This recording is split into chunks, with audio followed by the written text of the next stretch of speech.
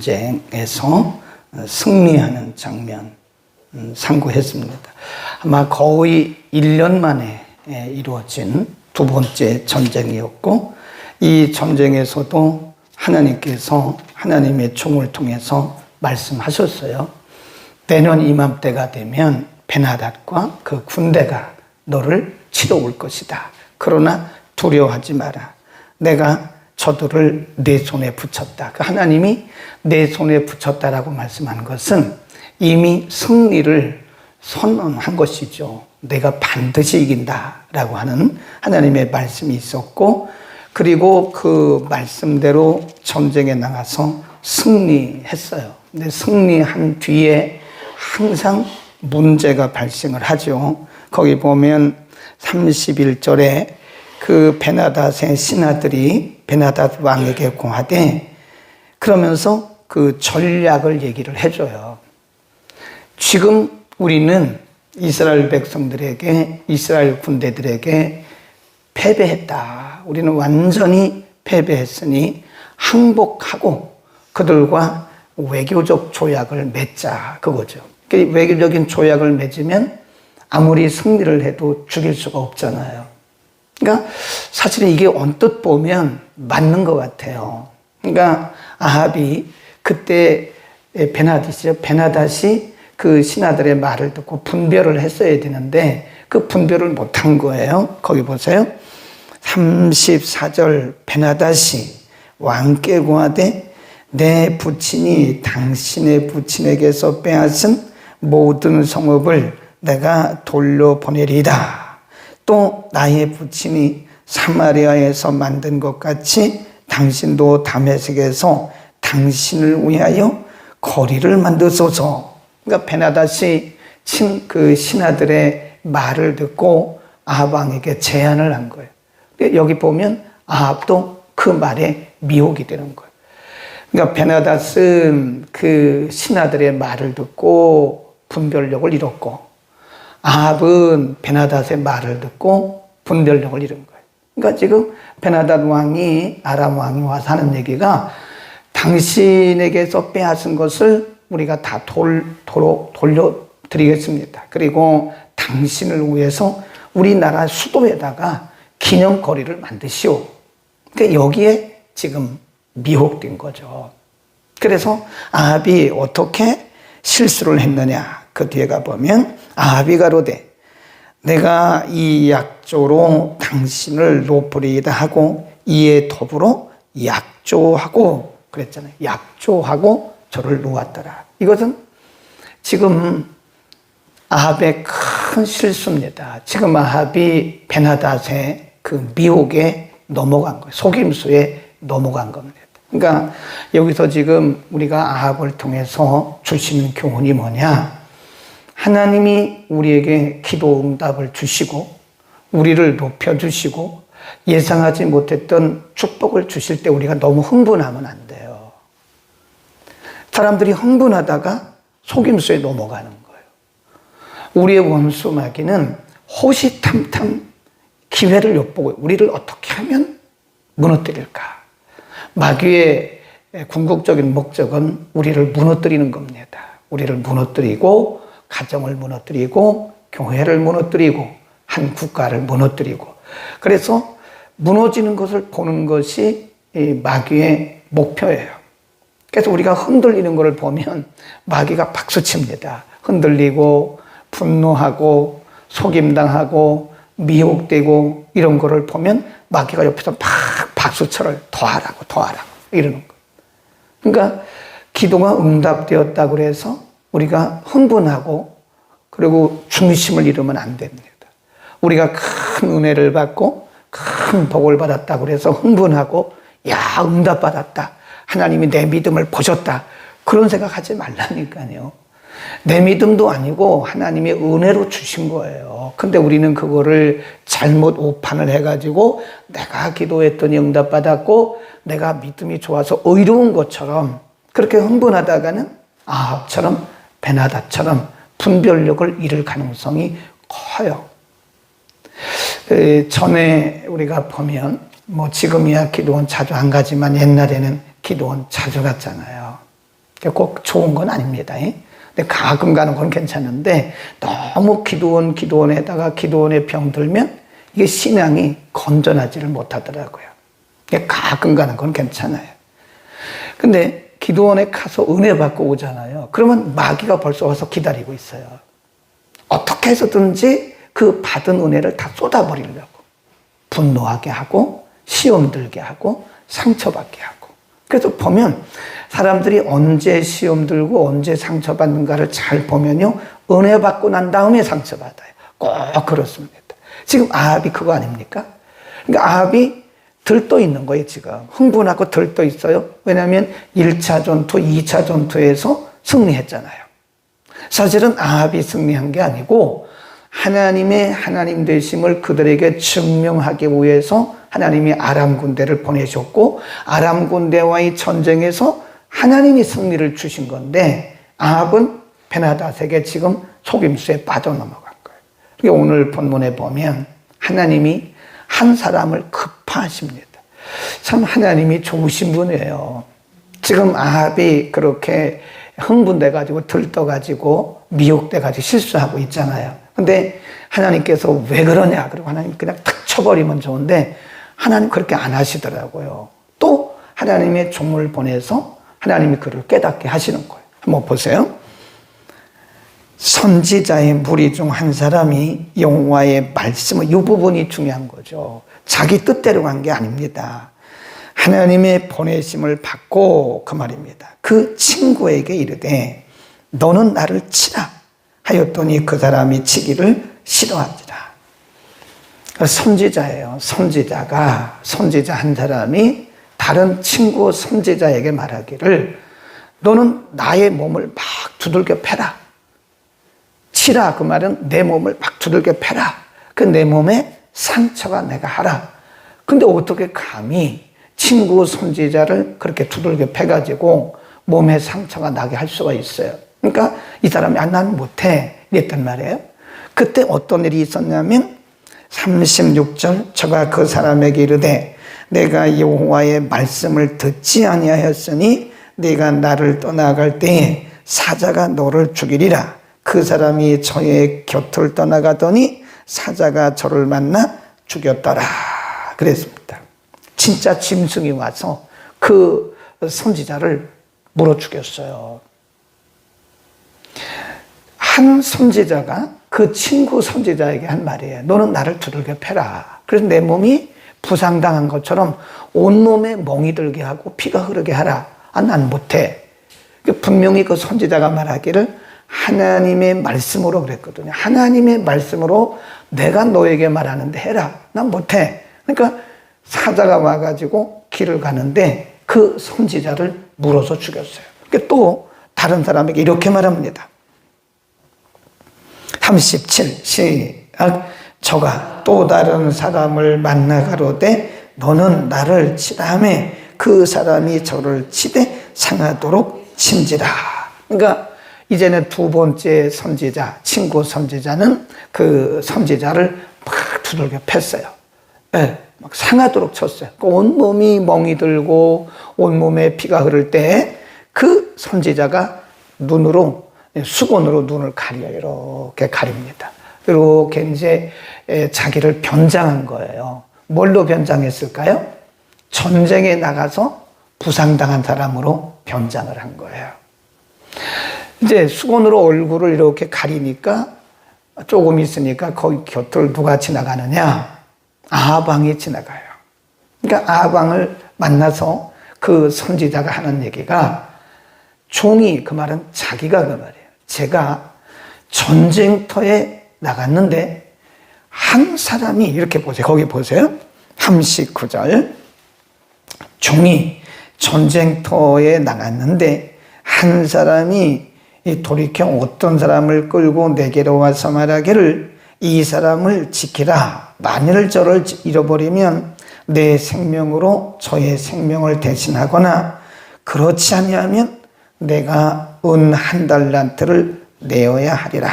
종이 이리저리 일볼 동안에 저가 없어졌나이다. 그래요. 지금 얘기를 하는 거예요. 이게 사실이 아니고 아방을 깨닫게 하기 위해서 선지자가 자기를 변장한 거예요. 이렇게 변장을 하고 그 왕에게 말하는 거예요. 제가 전쟁터에 나갔습니다. 그런데 어떤 사람이 한 사람을 데리고 와서 이 사람을 지키라고 말했습니다. 이 사람을 못 지키면 제가 대신 죽임을 당하거나 은 달란트를 내야 된다고 말했습니다. 근데 하다가 어떻게 하다 보니까 그 종을 제가 놓쳤습니다. 어떻게 할까요? 이렇게 물어본 거예요. 그러니까 아방이 말하기를 이렇게 말합니다. 41절 저가 급히 그 눈에 가려운 수건을 벗으니 이스라엘 왕이 저는 선지자 중 한 사람인 줄 아는지라. 40절 끝에쯤 내가 스스로 결정하였으니 그대로 당하여야 하리라. 그리고 이제 아방이 그런 말을 하니까 선지자가 수건을 딱 풀으니까 그 사람이 바로 선지자였어요. 아방이 볼 때 선지자였어요. 지금 이 선지자가 한 말은 아방을 빗대서 한 얘기예요. 빗대서. 네.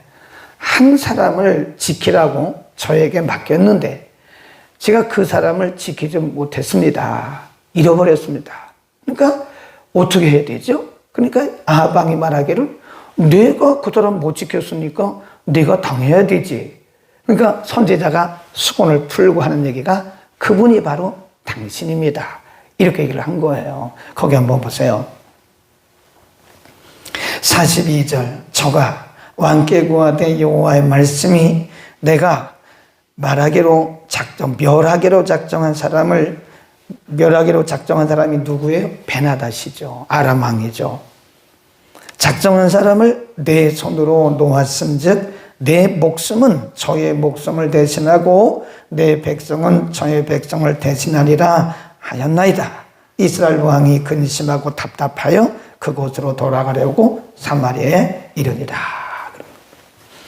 우리는 여기서 한두 가지 중요한 메시지를 발견할 수 있습니다.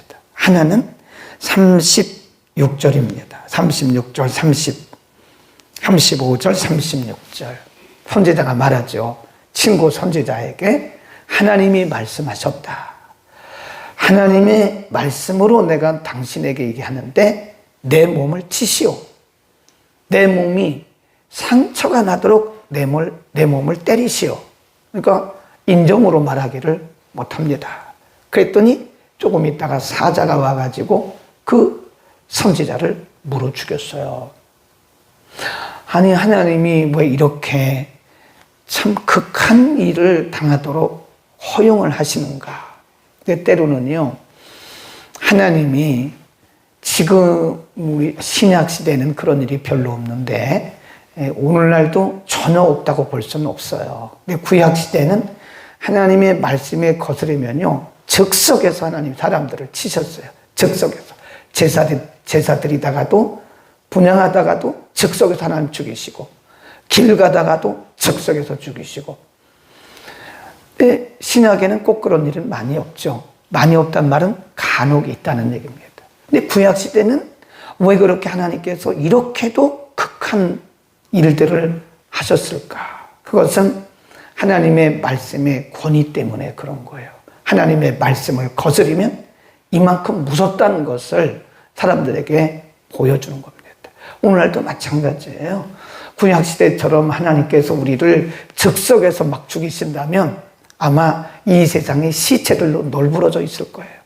우리가 말씀대로 못 살잖아요. 예, 우리 하나님 말씀대로 순종하지 못하잖아요. 만일 그때마다 하나님께서 사람들을 쳐서 죽이신다면 이 세상에 아마 시체들이 널브러져 있을 거라고요. 신약시대는 하나님께서 즉석에서 죽이지는 않습니다. 그러나 성령께서 말씀을 통해서 우리 어디에 말씀하시는 거예요? 우리의 양심의 말씀, 양심. 신약에는 성령께서 말씀을 통해서 우리의 양심을 치십니다. 양심.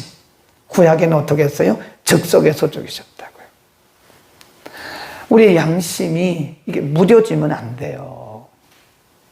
하나님의 말씀을 거스리고 하나님의 말씀을 떠나서 하나님이 즉석에서 우리를 죽이시지 않을지라도 우리는 양심에 말씀하시는 하나님의 음성을 들어야 된다. 하나님의 극한 처방입니다. 때로는 신약시대도요, 하나님이 때로는 구약시대처럼 그렇게 하실 때도 있더라고요. 간혹 보면 하나님의 극한 처방이에요. 극한 처방. 그것은 왜 그렇다고 그랬어요? 하나님의 말씀의 권위. 그 다음에 아합을 좀 우리가 봐야 되는데요. 39절에 분명히 이 선지자가 자기를 분장하고 지금 간접적으로 이렇게 아합에게 깨닫게 하려고 설명을 한 거예요. 아합이 지금 베나닷을 놓아준 것은 하나님의 말씀을 거스린 거거든요. 하나님이 분명히 베나닷과 아람 군대를 아합의 손에 붙였다고 말씀했어요. 그 말은 다 멸하라는 말씀인데 지금 베나닷의 그 미혹에 속임수에 빠져가지고 거기에 분별력을 잃어버리고 베나닷도 놔주고 아람 군대도 놔줘버렸잖아요. 그리고 약조를 했잖아요. 그것은 하나님의 명령을 거스린 거거든요. 지금 선지자가 와가지고 아방에게 자기를 빗대서 간접적으로 아방을 깨닫게 하기 위해서 그렇게 말씀한 거예요. 그런데 아합은 알아요, 몰라요? 모릅니다. 남의 얘기로 듣는 거예요, 남의 얘기로. 그게 사실은 자기 얘기거든요. 이게 오늘날 우리 성도들에게도 저에게도 나타날 수 있어요. 제가 설교는 하지만 다른 사람의 얘기로 설교하면 그 설교 하나 많아요. 그것이 저에게 설교되어야 됩니다. 말씀을 가르치는 사람들은 자꾸 말씀을 가르치려고만 해서는 큰일 납니다. 그러면 진짜 나에게 하시는 말씀을 놓쳐요. 우리가 이렇게 말씀을 들을 때도요. 아, 이거는 우리 남편 얘기다. 이건 내 아내 얘기다. 이것은 우리 자녀들 얘기다. 아, 이것은 누구 권사님 얘기다. 그리고 나중에 보면 자기에게 해당되는 것은 하나도 없어요. 진짜 불행한 사람이에요. 그 사람이야말로 아합과 똑같은 사람입니다. 나중에 보니까 자기에게 적용되는 말씀은 하나도 없는 거예요. 우리는 하나님의 말씀을 개인적으로 읽을 때, 그리고 하나님의 말씀을 이렇게 공예배를 통해서 선포되는 캐리그마를 들을 때 그 말씀을 제일 먼저 누구에게 적용해야 돼요? 나에게 적용해야 됩니다. 이거를 다 퍼내요. 어떤 사람들은요. 다 퍼냅니다. 이거는 누구에게 해당되고, 이거는 누구에게 해당되고, 이거는 누구에게 해당되고, 그건 나에게는 해당되는 게 아무것도 없어요. 정말 불행한 성도다. 그렇게 생각해요. 아합을 통해서 보면서 말씀 적용의 중요성을 가르쳐 줍니다. 하나님이 우리에게 말씀하실 때요, 이렇게 직접적으로 말씀하시는 경우도 있습니다. 하나님이 우리에게 다이렉트로 직접적으로 말씀하는 경우도 있지만 하나님은 우리를 굉장히 인격적으로 대우하세요. 여러분, 우리가 지난주에 크리스찬의 언어 생활에 대해서 공부했잖아요. 지혜로운 언어 생활. 근데 그 사실 언어, 감정 언어 그랬잖아요. 어떤 사람들은 이렇게 직접적으로 말하는 분이 계세요. 단도직입적으로. 이거 굉장히 지혜롭지 못한 겁니다. 단도직입적으로 딱 얘기를 합니다. 이건 이렇고 이건 이렇고 당신은 이렇습니다. 이렇게 말하는 것은 굉장히 사람들에게 상처 줄 가능성이 큽니다. 그래서 우리가 이렇게 빗대서 얘기해도요, 간접적으로 얘기해도 들을 사람들은 다 듣더라고요. 그게 나라는 걸 알더라고요. 대부분은 들어요. 물론 못 듣는 사람들도 있죠. 간접적으로 이렇게 얘기하면 그게 당신이라는 거를 알아들이는데 못 알아듣는 경우도 있지만, 웬만해가지고는 웬만하고 또 기도 생활을 하는 사람들은 간접적으로 얘기해도 알아들어요. 그러니까 하나님도 우리를 대하실 때 단도직입적으로 말씀하신 경우가 드물어요. 말씀을 통해서 하시든지, 사람을 통해서 하시든지, 또는 사건을 통해서 이렇게 하나님 말씀하세요. 그러니까 제가 늘 얘기하잖아요. 항상 주목해야 돼요. 주변에서 하는 얘기들을 너무 기분 나쁘게만 듣지 말고, 저것이 바로 내게 하시는 하나님 말씀이구나. 어떤 사건이 일어났을 때 그것이 또 내가 기도 안에서 믿음 없어서 일어난 것만 아니라 하나님이 그 사건을 통해서 내게 무언가를 말씀하고 있는 거예요. 그러니까 말씀, 사람, 사건, 이런 사건들을 다 내게 적용해 보라고요. 네, 기분 나쁘고 상처받고 시험 들고 그러지 말고 꼭 그렇게만 생각하지 말고 왜 하나님께서 이런 말을 듣게 하셨지? 왜 하나님이 이런 것을 보게 하셨지? 간접적인 방법을 통해서 우리를 하나님이 양육하신 경우가 많다는 거죠. 그리고 말씀을 적용할 때도요, 그 말씀을 제일 먼저 내게 적용해야 됩니다. 그러니까 말씀 적용이 나에게 되지 않으면 성경을 아무리 읽어도 능력이 안 나타나요. 그리고 사람이 변화되지가 않아요. 우리가 이렇게 보면요, 무슨 분야든지 어떤 분야든지 3년 정도 공부하잖아요. 그러면 전문가가 됩니다. 제가 해보니까 그래요. 네, 저의 경우는 컴퓨터 이런 거 다 혼자 배웠어요. 뭐 누구한테 배운 적이 없고 하여튼 뭐 웬만한 건 다 혼자 배웁니다. 그래서 3년 정도 하면요 거의 전문가가 돼요. 근데 예수를 믿은 지가 3년이 됐고 5년이 됐고 10년이 됐고 15년이 됐고 20년이 됐는데도 변한 게 없어요. 그거 왜 그럴까요? 말씀 적용이 내게 안 됐기 때문에. 여러 가지 이유가 있겠죠. 여러 가지 이유가 있겠지만 내가 왜 이렇게 오랫동안 신앙생활을 했고 교회 생활을 했고 내가 믿음 생활을 한다고 다녔는데 내가 왜 이렇게 변한 게 없지? 저 사람은 왜 달라진 게 없지? 그 말은 다르게 말하면 그 말씀이 내게 적용이 안 돼서 그런 거예요. 적용이 안 돼서. 아멘. 우리는 말씀을 잘 적용할 수 있기를 바랍니다. 그리고 듣는 귀가 필요해요. 아하고 지금 못 듣다잖아요. 지금 선지자가 비유를 통해서, 예수님도 비유를 통해서 간접적으로 말씀하시잖아요. 우리가 복음서를 보면 예수님이 단도직입적으로 딱 말씀하지 않으세요. 항상 보면 이렇게 빗대가지고 비유를, 그 비유거든요. 지금 이 선지자가 비유를 통해서 아합에게 말씀한 거란 말이에요. 근데 아합은 못 알아들어요. 그게 자기라는 걸 못 알아듣고 나중에 마음에 근심이 생겨서 그냥 사마리아로 갔다. 성경이 그렇게 기록하는 거예요. 우리도 오늘 아합을 통해서 하나님의 말씀을 적용할 때 변화가 일어나고 하나님의 말씀을 내게 적용할 때 그 말씀이 능력이 된다는 사실을 믿기를 바랍니다. 기도하겠습니다. 거룩하신 우리 아버지, 하나님의 역사를 경험하고도 들뜨고 흥분해서 결국은 베나닷 왕에게 속이고 속임당하고 결국은 분별력 없이 조약을 맺었던 아합 왕의 어리석음을 보면서 우리가 늘 우리 자신을 점검하고 들뜨지 않도록, 그래서 하나님의 뜻을 거스르지 않도록 우리들에게 무엇보다 분별력을 허락하여 주옵소서. 하나님이 하나님의 선지자를 보내서 어리석은 아합 왕을 비유를 통해서 가르치려 하셨지만 아합 왕은 여전히 그 선지자의 말을 자신에게 적용하지 못하고 그 말에 분별력이 없어 그가 돌이키지 못했던 것도 오늘 우리가 상고를 했습니다. 우리가 말씀을 많이 읽는 것도 중요하고 말씀을 공부하는 것도 중요하고, 하지만 우리가 그 말씀을 우리 자신에게 적용하지 못할 때는 그 말씀의 능력이 나타나지 아니하고 우리의 삶에도 변화가 없다는 사실을 우리는 깨닫습니다.